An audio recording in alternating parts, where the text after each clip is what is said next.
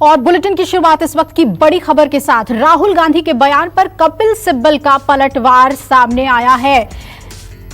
राहुल गांधी कहते हैं कि हम बीजेपी के साथ मिलकर काम कर रहे हैं। मैंने राजस्थान हाईकोर्ट में कांग्रेस की लड़ाई लड़ी, ये कहा सिब्बल ने, और मणिपुर में पार्टी को डिफेंड करते हुए बीजेपी की सरकार गिराई। 30 साल में बीजेपी के समर्थन में कोई बयान नहीं दिया, फिर भी हम बीजेपी के साथ हाथ मिला रहे हैं। सवाल उठाया है, पलटवार किया है कांग्रेस के वरिष्ठ नेता कपिल सिब्बल ने राहुल गांधी के बयान पर, जिसमें उन्होंने चिट्ठी लिखने वालों पर सवाल उठाए थे। तो लीडरशिप को लेकर कांग्रेस में इस वक्त गहमागहमी देखने को मिल रही है, बयान आ रहे हैं लगातार। और सीधा रुख करते हैं, मेरे सहयोगी रमन कुमार जुड़ रहे हैं इस पर ज्यादा अपडेट के साथ। रमन, समझना बेहद जरूरी है कि अगर राहुल सवाल उठाते हैं कि चिट्ठी क्यों लिखी गई, तो दूसरी तरफ कपिल सिब्बल जैसे कद्दावर नेता का ये बयान आता है कि हम बीजेपी से मिले हुए हैं, ये आरोप लगाया राहुल गांधी में। तो क्या अंदर में दो फाक में बटे हुए नजर आ रहे हैं कांग्रेस के नेता? काफी कुछ दिक्कतें चल रही हैं अंदर। देखिए, जिन 23 नेताओं की चिट्ठी के बारे में आज सीडब्ल्यूसी की बैठक में चर्चा हो रही है, उस चर्चा के दौरान कई नेताओं ने कहा कि जो टाइमिंग चुना है वो टाइमिंग अपने आप में महत्वपूर्ण है, क्योंकि उस वक्त राजस्थान में सरकार बचाने को लेकर तमाम नेता एकजुट थे और वो बीजेपी के खिलाफ जो बीजेपी एक साजिश कर रही थी, उस साजिश को खत्म करने के लिए, कामयाब नहीं होने देने के लिए लड़ाई लड़ रही थी। ऐसे समय में 23 कांग्रेस पार्टी के नेताओं ने चिट्ठी लिखी, जिस चिट्ठी में सोनिया गांधी की भूमिका के अलावा जो नया पूर्णकालिक अध्यक्ष हो, साथ ही संगठन के ऊपर सवाल उठाया। ऐसे में बीजेपी से क्या मिले हुए हैं ये नेता, क्योंकि उसमें सबसे बड़ा नाम गुलाम नबी आजाद और कपिल सिब्बल का है, दूसरे नंबर पर कपिल सिब्बल।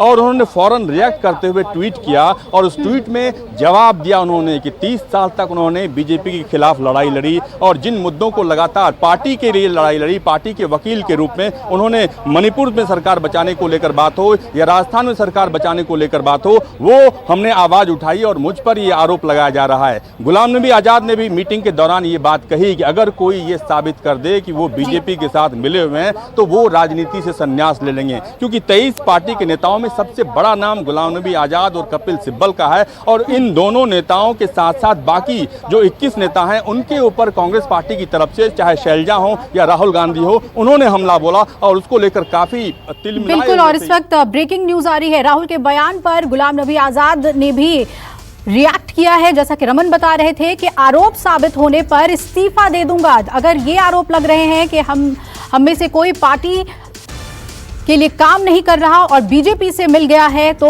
अपने पद से मैं इस्तीफा दे दूंगा, ये गुलाम नबी आजाद ने राहुल के बयान पर प्रतिक्रिया दी है।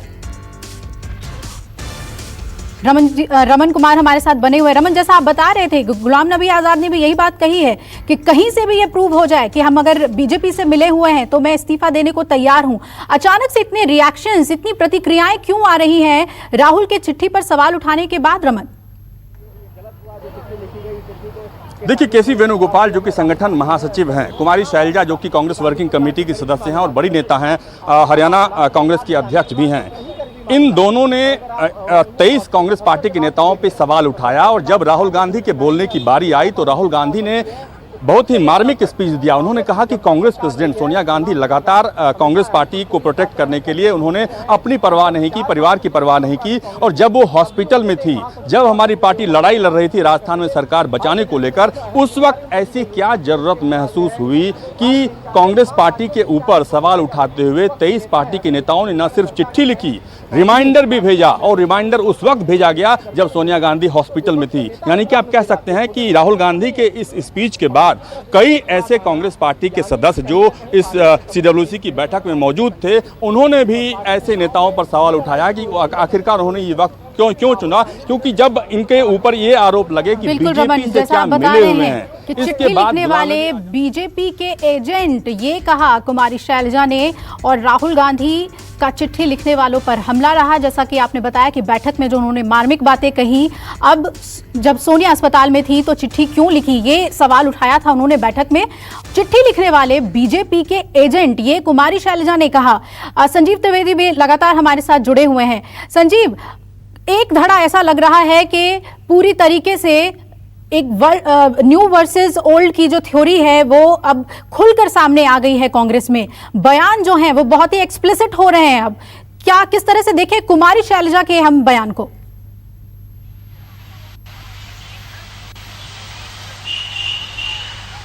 देखिए, पिछले साल यही महीना था अगस्त का, जब इंटरिम प्रेसिडेंट सोनिया गांधी को बनाया गया था 10 अगस्त को, और साल भर के भीतर जो कांग्रेस का संविधान कहता है कि एक रेगुलर प्रेसिडेंट चुना जाना चाहिए, वो रेगुलर प्रेसिडेंट नहीं चुना जा सका। और आज सीडब्ल्यूसी की बैठक बैठी थी कि क्या इंटरिम प्रेसिडेंट को एक और एक्सटेंशन दिया जाए। इसके बीच एक पत्र आ गया। तो कहीं ना कहीं उस पत्र में ये बात है कि हमारी स्थिति ये है कि हम एक रेगुलर प्रेसिडेंट नहीं चुन पा रहे हैं। लेकिन राहुल गांधी की जो प्रतिक्रिया रही है उसमें उस तरह से उन्होंने साबित कर दिया जैसे ये जो पत्र लिखने वाले हैं ये बगावती हैं, ये बीजेपी के साथ मिले हुए हैं। और वो तमाम वैसे नेता जो सोशलिस्ट बैकग्राउंड के नेता हैं, जो कांग्रेस के स्तंभ कहलाए आज तक, चाहे वो गुलाम नबी आजाद हो या इस तरह के नेता जिनके बारे में सोचा नहीं जा सकता है कि वो भारतीय जनता पार्टी के साथ हो, उनके पर भी आरोप लग गए। लेकिन डिफेंड राहुल गांधी की तरफ से वो लोग कर रहे हैं जो कतिपय युवा वर्ग के नेता है। यानी कि जैसा आप कह रही हैं, young versus old clear cut हो चुका है। पार्टी में फैमिली का एक इमोशनल कार्ड है, उसका वैल्यू है। तो रमन और संजीव दोनों हमारे साथ जुड़े हुए थे इस अहम मसले पर हमें एक पूरा फॉरसाइट देने के लिए। जो कांग्रेस में इस वक्त चल रहा है, राहुल गांधी ने चिट्ठी लिखने पर सवाल उठाया कि ऐसे वक्त में चिट्ठी क्यों लिखी गई, तो उस पर अब प्रतिक्रियाएं आ रही हैं कि हम पर यह आरोप न लगाया जाए कि हम बीजेपी से मिले हुए हैं। तो कांग्रेस में जो भी घटनाएं इस वक्त घट रही है उससे हम लगातार आपको अपडेट देते चलेंगे। नमस्कार, मैं हूं मानक गुप्ता। अगर आपको हमारा ये वीडियो पसंद आया हो तो इसे लाइक और शेयर जरूर करें, और हाँ, हमें सब्सक्राइब और फॉलो करना ना भूलें ताकि आप देश और दुनिया की कोई खबर मिस ना करें। तो जुड़े रहिए हमारे साथ और देखते रहिए News 24।